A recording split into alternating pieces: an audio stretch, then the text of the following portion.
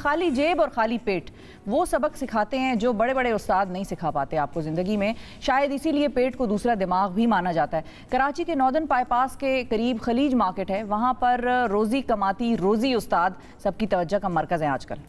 बिल्कुल, मर्दों के लिबास में मोटरसाइकिल पर रंगों के डब्बे उठाए हुए, ब्रश रखे हुए, ट्रकों पर नक्शो निगार में मसरूफ़ रोज़ी उस्ताद पिछले 20 सालों से इसी हुलियों में, मर्दों के हुलिये में ही नज़र आती हैं। और ज़िंदगी का तसलसल बरकरार रखने के लिए मर्दों की भीड़ में रोज़ी उस्ताद फ़िक्र माश में सरगर्म अमल हैं। नाजुक उंगलियों में ब्रश लिए कैनवस पर पेंटिंग के बजाय रोज़ी उस्ताद को ट्रकों पर नक्शो निगार क्यों बनाने पड़े, उन्हीं से जानते हैं। रोज़ीना उर्फ रोज़ी हमारे साथ मौजूद है। अस्सलाम वालेकुम रोज़ी उस्ताद।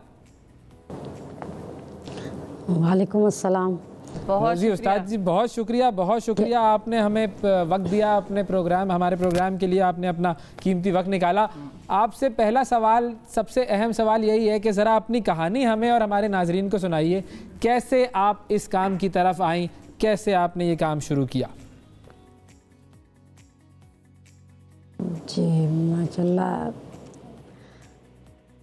करे मालिक का के अल्लाह का करम है कि बहुत अच्छा हुआ है। ऐसा सब जो ऊपर वाले को बेहतर आता है ना, कि भाई जो ऊपर वाला बेहतर समझता है वही करता है, और जी होता ही वही है जो ऊपर वाला चाहता है। हम लोगों के बंदों की कोई मर्जी नहीं चलती है, हम खाली पुतले हैं एक किस्म के। और बस अल्लाह पाक सबके लिए बेहतर करे। तो आपने कब शुरू किया था ये काम, कब से किया, कब से आप इस काम में आई थी? मुझे तकरीबन हो गए अब तो 20 साल मुकम्मल होने वाले हैं इस चक्कर में। अच्छा, और ये चीज़ सही है। और आपने ये चीज़ सीखी थी किसी से या खुद ही आपकी पेंटिंग वगैरह बहुत अच्छी थी बचपन से? वैसे तो बचपन से भी बहुत शौक था। मैं जब छोटी सी थी तो बहुत पेंटिंग वगैरह, ड्राइंग वगैरह में लगी रहती थी, शौक से करती थी मैं। बाहर से भी सब आते थे मेरे से पेंटिंग बनवाते थे, स्कूल की लड़कियां वगैरह सब, यानी कि मेरे से आके कुछ ना कुछ बनवाती रहती थी और मैं शौक से बना के देती थी। बहुत पसंद करते थे ये लोग। तो मुझे नहीं मालूम था कि ये मेरा फिर रोज़गार बन जाएगा। तो ये रोज़गार क्यों बना? हाँ, क्यों ऐसा क्यों हुआ कि आपको इस चीज़ को अपना रोज़गार बनाना पड़ा? जाहिर है जब सर के साइन नहीं रहते हैं और जब एक इंसान तना रह जाता है तो फिर उसके लिए रास्ते होते हैं दो। तो अब दोनों रास्तों में से एक रास्ता तो इंतखाब करना ही पड़ता है। हाँ, तो ऐसा तो है। बात ये है कि बस ये रास्ता अख्तियार कर लिया और अपना रोज़गार लग गया और अपना बच्चों को संभालने लग गए। तो ये बताएं कि पहला बोर्ड आपने नहीं देता है। हाँ बिल्कुल बिल्कुल। जी जी। अच्छा, ये बताएं पहली चीज़ आपने क्या बनाई थी जब आपका ये रोज़गार बन गया, आपको पता चल गया कि अब आपने यही काम करना है? तो क्या कोई बिल बोर्ड बनाया था, कोई दुकान के ऊपर जो बोर्ड होता है साइन बोर्ड वो बनाया था, या कोई ट्रक आर्ट बनाया था? पहला जो आपने, पहली जिसको हम दिहाड़ी कहेंगे या मजदूरी कहेंगे, वो पहली आपने क्या चीज़ बनाई थी? हाँ जी, सबसे पहले मैंने एक आयत लिखी थी, वल्लाहु खैरुल राज़िकीन। तो वो भी मुझे उस्ताद ने कहा कि ये तुम्हारे को मैंने ये तख्ती दी है, इसके ऊपर ये अल्फाज मिट चुके हैं तो इनको लिखो।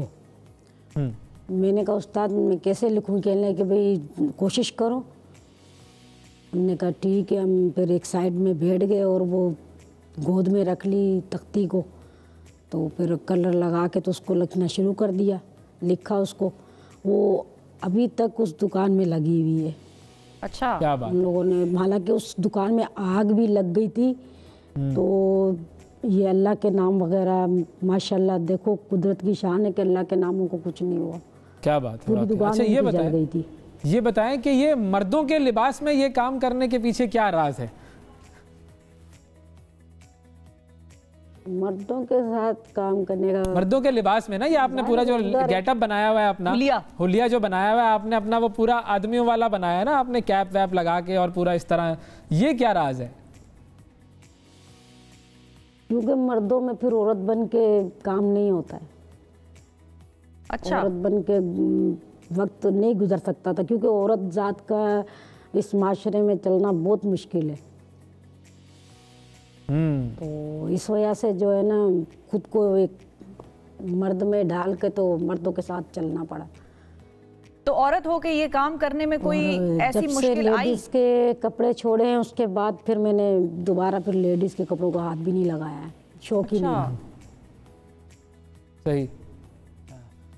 अच्छा, और कोई मुश्किल आई? आप बाइक भी अपनी खुद चलाती हैं, तो मर्दों की इस मार्केट में इस किस्म का काम करने में कोई ऐसा वाकया हुआ, कभी आया आपके साथ, पेश हुआ, जो आपको लगा हो कि ये शायद मैं ना कर सकूं ये काम?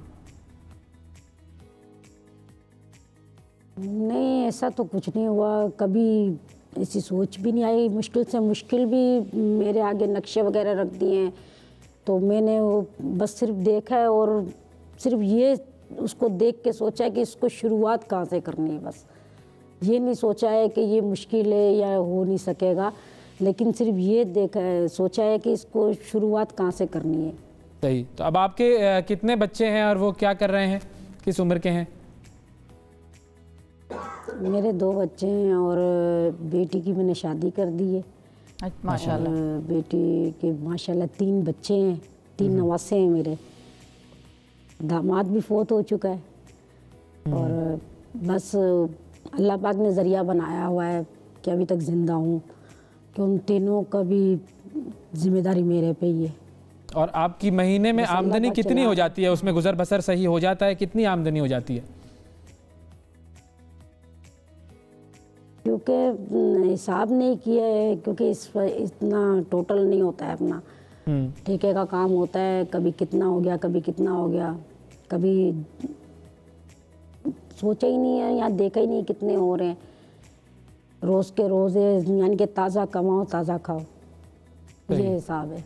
लेकिन ये है कि अल्लाह ताला जिस तरीके से आपसे काम ले रहा है और मेहनत जो आप कर रही हैं वो वाकई आपको पाकिस्तान का फ़ख्र बनाती हैं और तमाम औरतों के लिए भी एक मशअल राह है, तमाम मर्दों के लिए भी एक मशअल राह है, सोचने का मकाम है। और आपकी ज़िंदगी की कहानी हमें ये बताती है कि अगर इंसान ठान ले तो सब कुछ हो सकता है। आप रुके मत, आप अपने आप को ये मत सोचें कि अब कुछ नहीं हो सकता। बहुत शुक्रिया अदा करेंगे रोज़ी उस्ताद आपका, आपको हमारी तरफ से सल्यूट है। इसी तरीके से काम करते रहिए, ज़बरदस्त काम करते रहिए, हमारी दुआएं आपके साथ हैं।